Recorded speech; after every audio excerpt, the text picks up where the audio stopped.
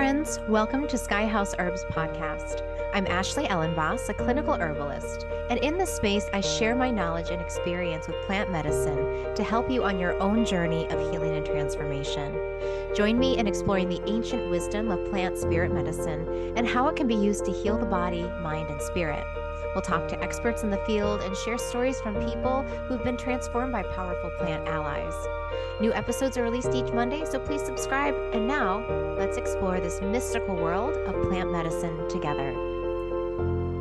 Hey everyone, welcome in. I am here today, really excited to share more content as we explore this particular series of the goddess. And in today's session, I want to talk about the goddess and the bull. And this is kind of in celebration of Taurus season. So for any of my fellow Taurians out there, happy birthday month and season. And we're going to talk about how the ancient symbol of the bull shows up in goddess worshiping cultures. And I have some slides and images to share with you, along with the featured plant for this class, which is licorice. So I'll show you some photos and tell you how you can work with licorice as a medicine. Before we go into today's content, and if you haven't yet subscribed to my channel, just take a moment, click that subscribe button. It helps other people to find me, and it helps support the algorithm, which supports my work. Also, just a heads up, if you still want to join me for a year of herbal studies,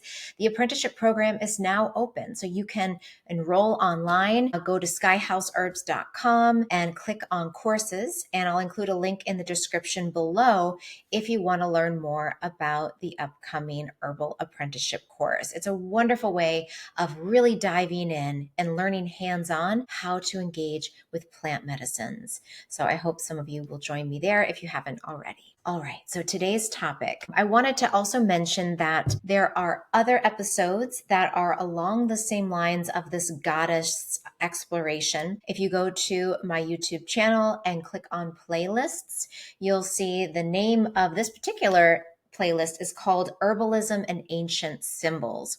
And in that playlist, you'll find episodes on the goddess and the egg. You'll find the goddess and snakes and the goddess and water and bird symbols. And with each of these, I look at these ancient ways the goddess archetype was paired with the egg and with the snake and with water and with the bird. And it's just been such a wonderful way for me to connect to some really ancient practices and ways of connecting the ancient mythological world with the modern world that we're living in today. And I've been incorporating these symbols in my paintings and just sort of in the way that I walk through the world, noticing snakes newly and embodying the element of water in the way that I walk. So I hope you find all of these episodes to be deeply inspiring and nourishing for you in some way. Because this is also Sky House Herbs, don't worry, there are herbs included. So when you listen to those episodes, I do include information about plants like mint and marshmallow. And today we'll be looking at licorice. So without further ado, I have some slides that I created so that you can see the images of how these symbols show up in the Neolithic artwork and vases, and even in some of the old tombs from this time period. And we're going way, way back in time. The Neolithic time, if you are not familiar with it, is between 10,000, 3,000 BCE. And a lot of the caves and the burial sites that have been excavated and villages that have been excavated have been in what archaeologist and researcher Marija Gimbutas labeled as Old Europe. And so in some of my previous episodes, I show you a map where you can see where this place is, but it's basically everywhere around the Black Sea and the Mediterranean, from Turkey all the way up through Greece. But let's share the screen because I want to show you the goddess and the bull, which I think is quite beautiful to take a look at. So we're going to go over here. We're going to share. We're going to present. And here we are. So the bull as a symbol has an ancient connection to the goddess and the capacity of the goddess to regenerate. And so in the ancient world, the goddess was not just seen as the female. The goddess was the embodiment of earth and nature and all of the ways that nature is beautiful and nature is terrifying. And I think that's an important piece. I think in the next talk I'm going to talk about nature and the goddess and death because that's it's not disconnected. Our ancestors really understood how fragile life is. And it can be pretty tough and strong too, but part of what happens with the goddess worship was this understanding that the earth and nature can take away and destroy and kill just as easily as she can birth and regenerate. However, today we are going to focus on the image of the bull, which was really a symbol connected with the regenerative capacity of the goddess. And this is very similar to what we see in the egg, which was another symbol of the creative force that the goddess embodies in pregnancy and in the egg and in that sort of imaginal realm. But the bull was more seen as like the actual physicality of regeneration and the connection to the menstrual cycle and the lunar cycles. So I want to walk you through this. We can see that in this image on the left of the female anatomy, that a lot of the symbolism of the bull in old European art is diametrically opposed to that of Indo-European mythology, where he is an animal of the thunder god. In the old European goddess worshiping cultures, the figure is the key to understanding regeneration, and it is connected to the female anatomy and the reproductive organs of the female. So you can see here the picture of the uterus and the fallopian tubes arcing up, and then the ovaries connected to the sides. And you know what's really interesting? I was reading this as I was reading The Language of the Goddess, which is a book by Marija Gimbutas. I'll include a link in the description below. Is that there is evidence that between the 10,000 and 3,000 BCE, like so long ago, people were doing excarnation processes. I had to look that up. I was like, well, what's excarnation? It's the process of removing the flesh from the body before burying the bones. And so in ancient times, before a body was buried, because a lot of times bones were buried underneath the hearth or the kitchen. And I explored this a lot when I looked at the snake imagery, but they would take the bones of their ancestors and place them underneath the kitchen or the front doorway. And then they would, have their ancestors there with them. But you couldn't do that with the flesh on the bones. So we don't know exactly how these people did it. Some excarnation processes would have been the actual manual stripping of the flesh from the bones. Other practices included leaving the body out for like birds and animals like vultures, which were a part of the death and excarnation process. So allowing like birds and vultures to come and clean the bones. So, and then, putting the body in water, like there were different processes. But one of the things that a particular researcher who looked into these processes, let me see if I can find her name for you, is that she said that it is likely that during this process of removing the flesh, they were able to really see the physical anatomy and how the anatomy, what the body looked like on the inside. So the chances are that they actually saw anatomically what the uterus looked like and the fallopian tubes. And she makes this comment that, when a person is standing, often the uterus tilts forward, but when the body is laid down, the uterus tilts back. So if a body is laying down and then they excarnate it and take off the flesh, the uterus would appear almost just like a bull's head, like the skull of a bull, and then those tubes coming up. And so it makes sense that these ancient people, when they saw this part of the human female body, made the connection to what they would see out in nature, which was the skull of the bull. So I'll give you the reference. Dorothy Cameron, in her book on symbols of death and birth in the Neolithic era, written in 1981. So if you want to dive into that, you can. So this is a terracotta. So there's so many figures of the bull throughout the Neolithic goddess worshiping cultures, like all over. Everywhere we see the bull. And I'm going to just show you some of these images, and you could see how similar this shape is to the uterus and how they used the bull's head in different sculptures and aligned it with the uterus of the body. But this image here on the right is a terracotta figurine of a bull. It has very, very large horns, as exaggeratedly large compared to its head and its body. Sadly, these were both broken off, somehow along time.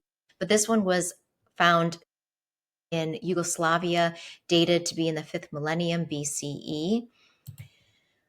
I thought this is really cool. So this is cave art that was found in the Perigordian or the Gravatian cave sanctuary of Lossel. And this was from in France. And this particular image is of a nude woman representing the pregnant goddess holding a bison horn in upraised hands. They dated this one between 27,000 and 22,000 years old.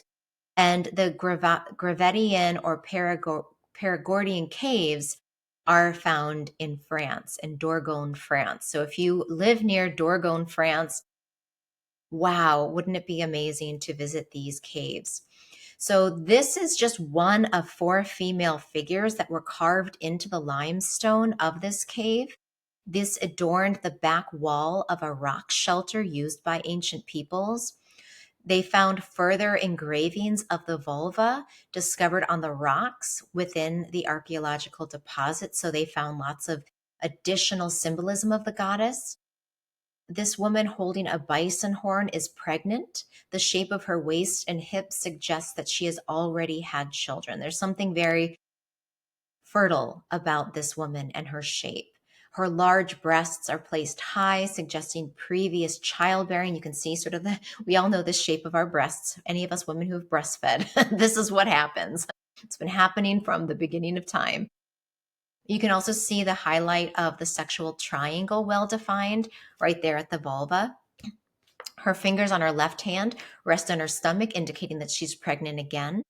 And then her right arm bends upwards, supporting a bison horn with 14 vertical incisions. I thought this was really interesting.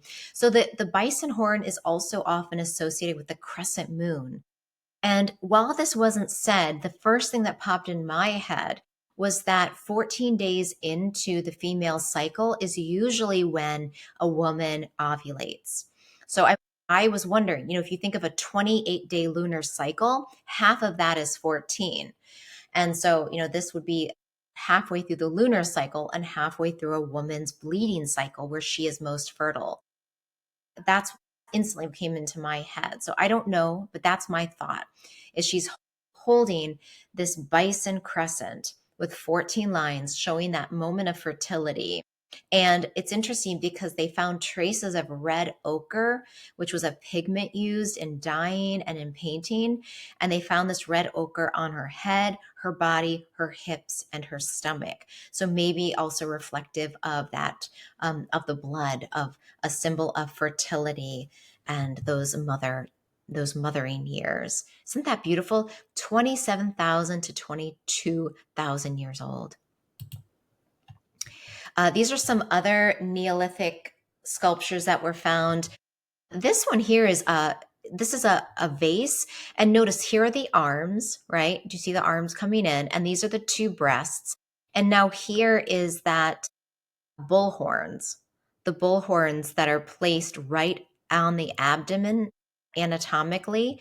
And so this would be like the bull, and you can see even here the engraving of the whole bull head, very much like the sign of Taurus, right? And so we can see this placed right at the abdomen on this vase. Here's another image, and here are the breasts.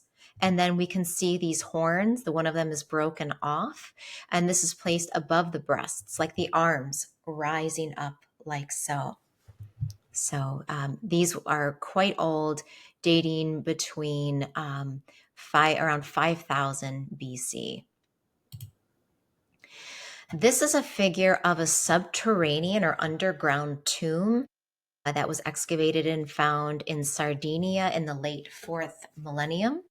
And here, the entranceway to the tomb is flanked by these horns and these double circles showing the symbols of rebirth and the egg and regeneration. And so to the ancient people, the sign of the bull as a regenerative sign wasn't just for fertility, but it was also in death, knowing that you'll be reborn, the promise of rebirth in some way. And so here we have the horns also look a lot like the crescent moon that are outside of the walls of this tomb. There's also this connection between the bulls and becoming. And so this is copied from Marija Gimbutas's book, The Language of the Goddess. And she says here, figure 418, these bullflower images from the Mycenaean vases are completely abstracted. The flowers are net patterned or made from concentric semicircles symbolizing becoming. So you can see here, this is like the shape of the bull horns. And then out of those bull horns are these flowers. So they're like a symbol of what is becoming, what is coming out of the bull itself and this regenerative cycle. And I just thought these were so beautiful. And these were dated 14th century BCE. I thought these would make really beautiful tattoos, wouldn't they? All right. And then here is another image. These are on a very small vase. I think this vase was only 11 inches. So concentric arc motif repeated on a bull vase, 4 dots on the face. So here, if we're looking at it from the front, and we see 1, 2, 3, 4, these may represent the lunar phases. So the new moon, the waxing moon, the full moon, and then the waning moon.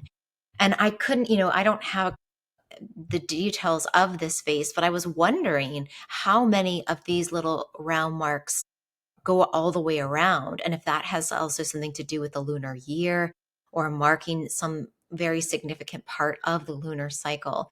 And you can see here, again, there's 4 dots, 5 dots, and these are significant. And, we don't know exactly what they refer to, but, there's a lot of this artwork. Things are not done on accident. So there is meaning. It's just, sadly, it's been lost. And this particular vase dates from 5000 BCE from Bavaria.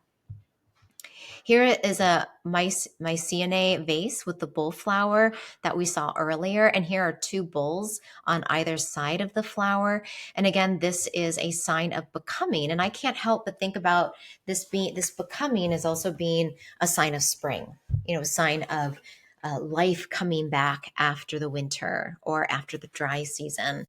And Marija, in her work, she talks about, she says, just notice these different symbolic markings on the bulls. So we have these semicircles, we have circles themselves, we have the circle with a dot in the middle, which is often symbolic of the egg. So it's like that seed of life inside of the egg, or like the tadpole egg. We also see symbols of spirals within the bull, fish, symbols of fish within the bull, and even uterus forms here. And, this sort of serpentine zigzags on the sides. So lots of information in this particular vase. And, we can't help but, wonder what did all these markings mean? What was the significance of 1, 2, 3, 4, 5, 6, 7, 8, 9? Like, why 9? And that, why these numbers? What were they speaking of?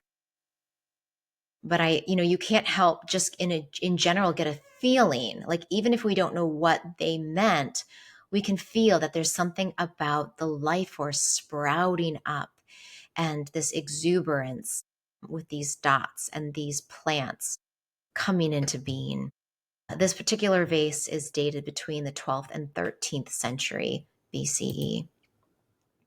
I wanted to note that cows and bulls show up in many different parts of the world as well as sacred symbols. In Egypt, look at this beautiful hieroglyph with the cow up on the altar and someone bowing down to it. And look at the moon just resting right here in its horns. So the connection between the crescent moon and the horns of the bull that's very, very ancient. And here, this is an image of Nandi, the sacred life-giving cow, the cow of joy from India. And in India, in many traditions, the cow is seen as a very, very sacred symbol. And in many spiritual traditions, the cow is not eaten because it is considered to be, bad and and disrespectful to harm or injure a cow, because cows give milk, they give life, they eat the grass, their dung or their waste, we call it waste, but their excrement is used to actually build houses in India and to make floors, and provides rich compost for gardening. And so cows are regenerative just in their own bodies, the way that they eat grass and they transform it in their two stomachs. Isn't that beautiful and abundant? And then they let that grass go back to the earth to create fertile ground for more life to grow. So I wanted to talk a little bit about Taurus because we are in the season of Taurus right now. I am a double Taurus, so I've got my sun and moon in Taurus. I was born on a new moon, which put the sun and moon together in this sign. So I feel very connected to the symbolism of the cow. When I was a little girl, the cows were like my favorite. And I, pretty much most of my life have not eaten cow because I just love them so much. So to me, they're very, very sacred animals and should be very revered. And during Taurus season, April to May, this is in the Northern Hemisphere, this is when we have spring. So there's all these connections of the earth, and in the zodiac, in astrology, Taurus is connected to the earth, and it's a fixed earth sign. So it's this, the earth as it rises, as it generates, as it steadies itself for all of the energies of spring to start to come up. And so this is a time of year where for me, I am like anticipating the becoming of all the trees as they start to come into bud and bloom, and the transition into my gardening season, which is like my favorite part of life, is being in my garden. And so, this working with the earth is such a great practice to do. And, the oxen, they would attach the yoke to the ox and they would plow the fields. That even isn't a Grateful Dead song. But so they would plow the fields with the help of the great ox, which I think is so beautiful. They would, utilize the strength of the ox to help them till the soil. So we can, think about all of the ways that we can become and regenerate our own creative force. We can regenerate the earth through creating our own compost. We can tend the earth by gardening and taking out invasives. There's so many, I think, beautiful ways to connect with the earth during this Taurus season. And then the herb that I wanted to mention and feature for this session, this episode, is licorice. Now, I know, so actually Jerry Garcia from the Grateful Dead, he said, the Grateful Dead is like licorice. Either you love it or you hate it. I thought that was great because it's true. I think licorice is one of those, it's the flavor of licorice, with people often associate with like Good and Plenty's and licorice and Twizzlers. People tend to either really love the licorice flavor or not love it. And that's the same thing for the Grateful Dead. There's no mild deadheads. You're either all in or you just don't know yet what you're missing. That's my opinion. But licorice is an herb that Some people love, some people don't. It's not for everyone, actually. And we'll talk a little bit about why and what to look for to see if this plant is for you. This plant is in the Fabaceae family or the pea family, and that you can see in these very signature leaf shape where the leaves are opposite and they have these compound structured leaves. So, what is licorice as a medicine? Licorice is like the quintessential earth goddess medicine. It is sweet, it is grounding, it is nourishing. In Chinese medicine, it's considered to be a harmonizing herb, which means that it brings things in a formula together. And I use licorice a lot in blending custom formulas for clients and when I'm just blending herbs at home for my family. It's a really nice one. You don't need a lot, just a pinch in a formula. If you're making a tea or if you're using a tincture, it's like the smallest amount can really bring the formula together. So I love that harmonizing aspect of licorice as a medicine. As an adaptogen, it can really help our bodies respond to stress in a way that is stabilizing. So when we go into fight or flight or freeze mode, it's okay. Our bodies are designed to be attentive to the environment. So when somebody cuts you off in traffic, you should be like, whoa, and your nervous system needs to respond quickly. And the idea is that the quicker you can let that response go, and the more quickly you can bring your nervous system back to homeostasis and that alert but relaxed place, the better.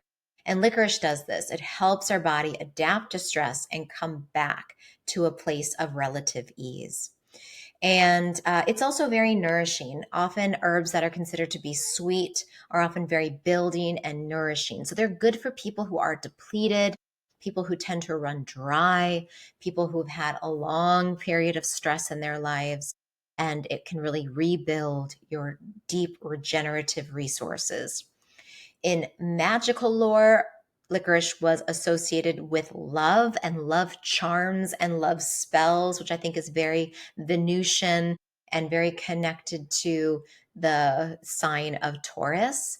So if you're looking for love, self love, or love outside of you, carrying licorice as a talisman can be something very nice to do or add it to your altar as a way to call in love.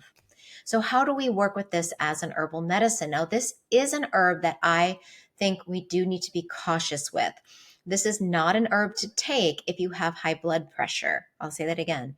This is not an herb to take if you have high blood pressure. And if you're on blood pressure medication, it's important that you don't take it because it can counter the effects of blood pressure lowering medication. So I just have in the lower right hand corner of my slides a list that I'm going to read. So we want to avoid licorice if you're taking currently any diuretics, laxatives, digoxin, antihypertensives, anticoagulants, corticosteroids, prednisone, MAOIs, SSRIs, and use caution with insulin or hypoglycemic medication. And that's only because this herb does have some contraindications and can either intensify some medications or diminish the effects of other medications. So do take care. But if you're clear of all of these, here's what I would recommend. Take 4 to 8 single drops. And if you're going to use it, if you can buy just plain licorice root tincture, 4 to 8 drops on the tongue once a day and just sit with it. And you'll feel it instantly hit your nervous system.